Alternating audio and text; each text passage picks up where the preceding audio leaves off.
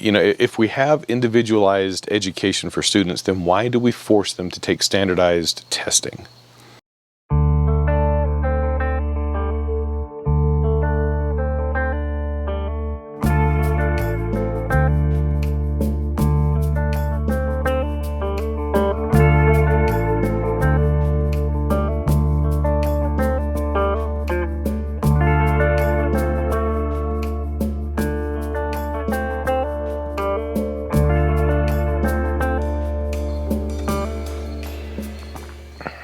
All right, guys, let's jump into this. So, one thing I failed to mention in my last, my previous video about fixing education is that I did say that I wanted teachers to be paid $10K more a year. But one of the caveats to that is that all teachers should have their masters or be working towards getting their masters. And the districts and the schools can figure that out, how they want to hire teachers. The reason why I would recommend that all teachers have their masters is so that it brings a sense of professionalism back to schools. And how great would it be if districts and schools could say 99% of our teachers have their masters in their content area, and the 1% is in the process of getting their masters. So they would have to be working towards that. That 10 grand could help pay off a master's or help get a master's for most teachers. And so that's why the 10 grand plus, let's give them that pay increase. So that was the first thing. I just wanted to kind of clarify on the 8 weeks on, 2 weeks off. All your teachers have their masters because a lot of them or some of them would be teaching that college content. So I wanted to kind of put that out there. This time on this episode, I want to talk about the actual daily schedule of what that would look like in an 8 weeks on, 2 weeks off calendar year. But what would the daily schedule look like? And it's not too much different than what we're doing now, but let's dive into it. I also have some notes so that I don't just chase rabbits and not finish my sentences. So the schedule. Breakfast is from 8:30 to 9 for those students who need breakfast. Classes start at 9 a.m. The classes are about 85 minutes, I think, I built in. It's block schedule, and so you have your first period, then you have a 15-minute break, then you have your second period, then you have lunch, which is 45 minutes to an hour, then you have your third period, then a 15-minute break, and then your last period. And that should put everybody at about 2:30 in the afternoon. Now let me go back. Why a 15-minute break? Like that's unheard of. We know what kids will get into and all that. Well, wait till I start talking about the bells. So, well, for one thing, the 15-minute break allows kids to get from one end of the building to the other.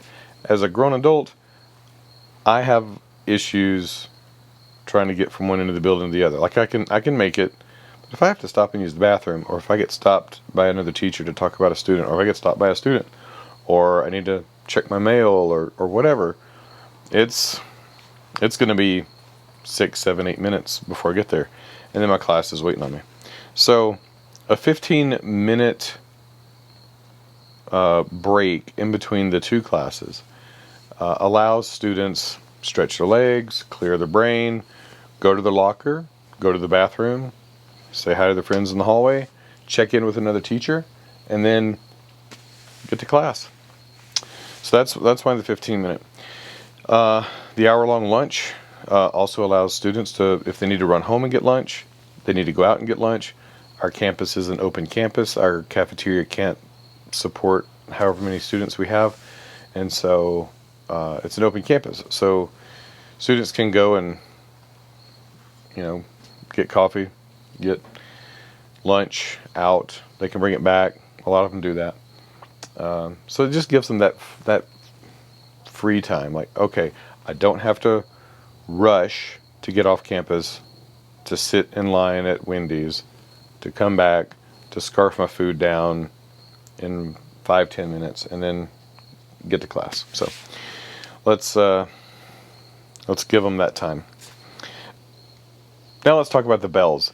So in my scenario, well, I guess it was last year.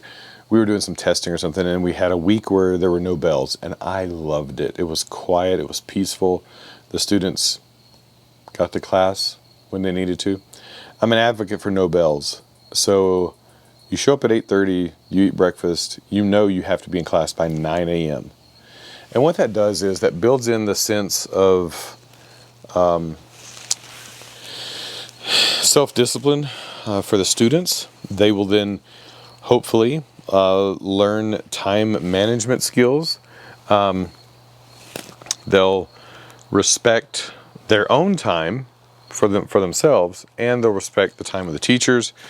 So with no bells, they show up on time and are ready to work, and they should know that at 9 a.m. I need to be in the classroom, not after, not before, or anything like that.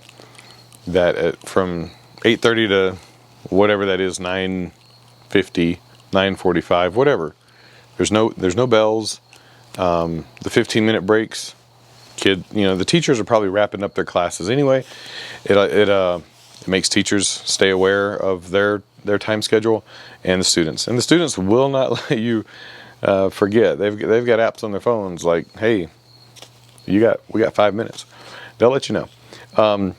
And so it just really would also kind of set that professional precedent of real world experience for the students, where they don't, wherever they go to work, there's not bells telling them what job they need to do next.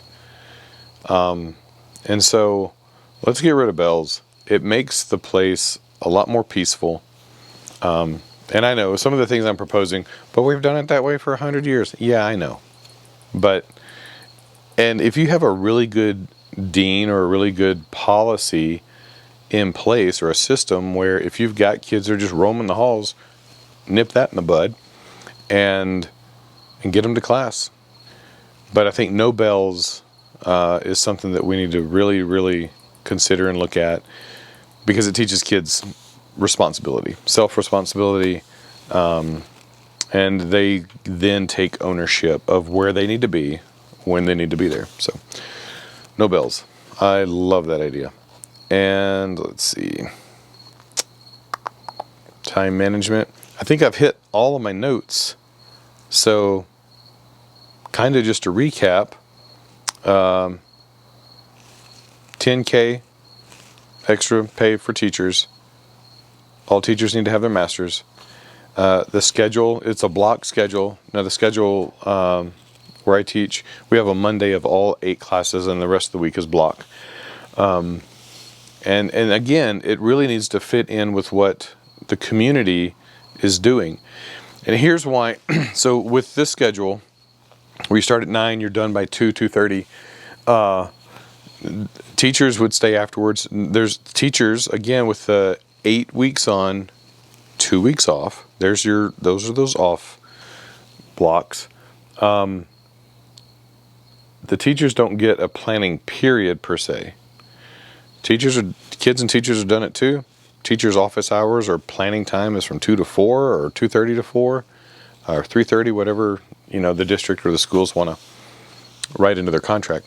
And as long as everything's done and taken care of, teachers want to go home, then go home. Students want to stay and get tutored, or teachers can offer that, or students can go home. They can go to work. They can go pick up their little brother and sister. Here in our district and in other districts, elementary kids get off. They go to school earlier and they get off earlier. High school kids go to school later and get off later. And, you know, studies have showed that little kids are up earlier. High school kids sleep in. They need their sleep. Well, the problem with that communities find, and they figure it out, is big brother and big sister isn't there to pick up little brother and little sister from school if they can drive. But parents figure it out. And so I'm sure, you know, there's obviously buses and things like that. Well, if a high school student could be done by 2:30, then they could go and pick up their little brother or sister. They could go to work. They could stay for tutoring. They could go home. But why keep students in class for 8 hours a day, just filling those 8 hours up with extra stuff, when they could be out in society working and contributing at an early age, for those that are old enough to work. Another thing, this happened several years ago. We were cleaning up after some testing, and there was a booklet.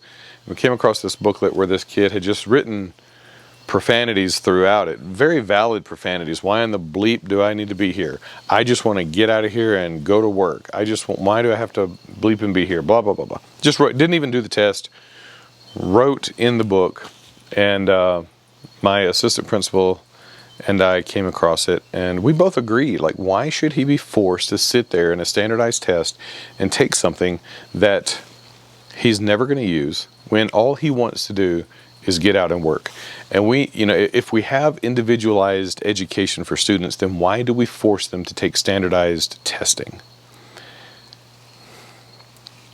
It's another soapbox for another day. But why can't we partner with whomever he's working for and say, look, he hates school. He doesn't want to be in school. If he works here this year or the next couple of years or whatever, he gets to walk at graduation. We'll partner with you, Wendy's, or we'll partner with whoever. The manager is going to sign off, you know, that this kid's working hard and doing his stuff. And he gets to walk at graduation. Why can't our communities come together and do that for these kids? These are the ones that are on the fringe, the outliers, you know. And there are programs where, you know, we have work programs where kids get credit for the jobs they're doing and things like that. But I'm talking about the kids that's like, look, I don't want to be here. You don't want me here. I don't want to be here. I just want to go work. All right, let's figure this out. Let's do this. Let's get you to where you need to be working. Because, I mean, just look at all this. Little boys, big boys, don't need to be sitting for 8 hours trying to learn the Pythagorean theorem and Shakespeare. And nothing wrong with the Pythagorean theorem or Shakespeare. But, you know, or I would even go as far as to say that girls don't need to be sitting 8 hours a day, just their day filled up with sit and get and stuff like that. Yeah, I know. Classes aren't just all sit and get. And education is not sit and get. We do a lot of things that aren't sit and get. Not to say that. I'm just saying, if we could shorten their day, if we could not waste our students' time, not waste our time, and we were all good stewards with the time we have during the day, then we could shorten the day, have students go work, go home, babysit, do whatever they need to do, play sports, get ready for sports, and the teachers are still there at those contract hours to help with students, tutor, clubs after school, all that stuff. So yeah, that's kind of the daily schedule of what that would look like. 8 weeks on, 2 weeks off. What does the daily schedule look like? Again, it should be community based. And if that doesn't work with your community, come up with something else. But parental input, board input, teacher input should really kind of just all come together and go, okay, maybe our elementary kids need to start later or start earlier.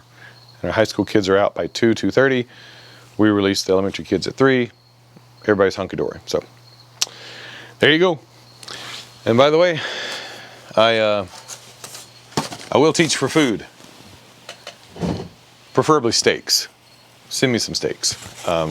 So this was a funny little thing that a fellow teacher of mine many years had. He would sit out in the hallway on a little stool and said, we'll teach for food. Chocolate, any teacher will teach for chocolate. And yeah, I'm on the carnivore diet, so steaks, please. If you like this, let me know what you think in the bottom. I'm just an art teacher. What do I know? In the kind of being inspired by the Matrix, when Neo is talking to the Oracle and the spoon is bending and the Oracle says there is no spoon. Well, I always teach my students that if you're having to think outside the box, then you're still standing in the box. You have to think that there is no box. So everything's open. Like everything's on the table. Like what can we do to make this better? I'd love to hear your thoughts. Comments below. I'm okay if you completely disagree. That's fine. I don't care. But yeah, let me know what you think.